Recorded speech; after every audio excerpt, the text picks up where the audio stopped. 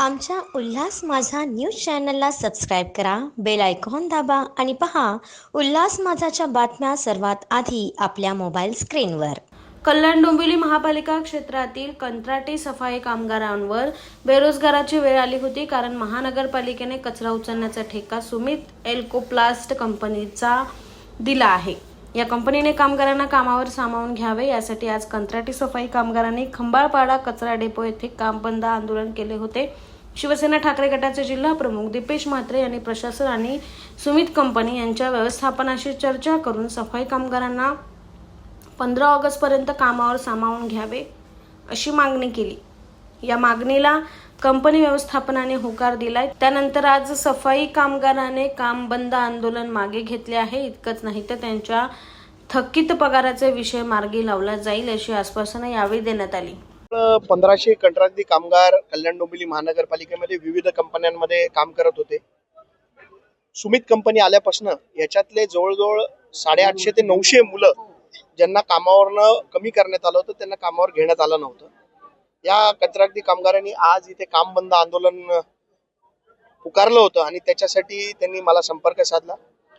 मी कल्याण डोंबिवली महानगरपालिकेचे आयुक्त अभिनव गोयल साहेब, त्याचबरोबर बोरकर साहेब, हर्षल गायकवाड यांना संपर्क साधला आणि आयुक्त असतील किंवा महापालिकेचे अधिकारी असतील यांचा एक पॉझिटिव्ह रिप्लाय की या सर्व कामगार जे आज बाहेर आहेत त्यांना आम्ही 15 ऑगस्टच्या आत या कॉन्ट्रॅक्ट कंपनीमध्ये जे 1 वर्षाच्या अधिक काम करतात त्यांना सगळ्यांना कॉन्ट्रॅक्ट बेसिसवर कामावर घेण्याचं आश्वासन आज दिलेलं आहे आणि त्याबद्दल मी महापालिकेचे आभार मानतो. कारण ही कचऱ्यामध्ये काम करणारी गेल्या 8-8 वर्षापासून कोविडमध्ये काम करणारे माझे कामगार आहेत. यांना कुठेतरी नवीन कंपनी आली म्हणून रस्त्यावर काढणं योग्य नाही आणि माझं तर ठाम आरोप आहे की यांच्याकडनं काही दलालांनी 50-50 हजार रुपये तुमच्याकडनं आम्हाला द्या, तेव्हाच तुम्हाला कामावर लावू असं देखील यांना सांगितलं होतं. आणि मी आज तुमच्या माध्यमातून सगळ्यांना सांगू इच्छितो की कोणालाही 1 रुपये कामावर लागण्यासाठी द्यायची गरज लागणार नाही असं आश्वासन महापालिकेने आणि सुमित कंपनीने देखील दिलेलं आहे. एकही कामगाराला 1 रुपये द्यायची गरज नाही. मी काही ऑडिओ क्लिप्स तुम्हाला देणार आहे आज. त्या ऑडिओ क्लिप्स मध्ये आपल्याला कळेल की या कामगारांना कसं वेटीस धरला जात होतो आणि 50-50 हजार रुपयाची डिमांड केली जात होती. तर आज ते आयुक्तांनी सगळे हे खारिज केलेलं आहे. कुठलीही 1 रुपये कोणाला द्यायची गरज लागणार नाही आणि या सगळ्या कामगारांना 15 ऑगस्टच्या आत पूर्णपणे या कंपनीमध्ये कामाला घेतलं जाईल. पैसे मागणारे दलाल आहेत.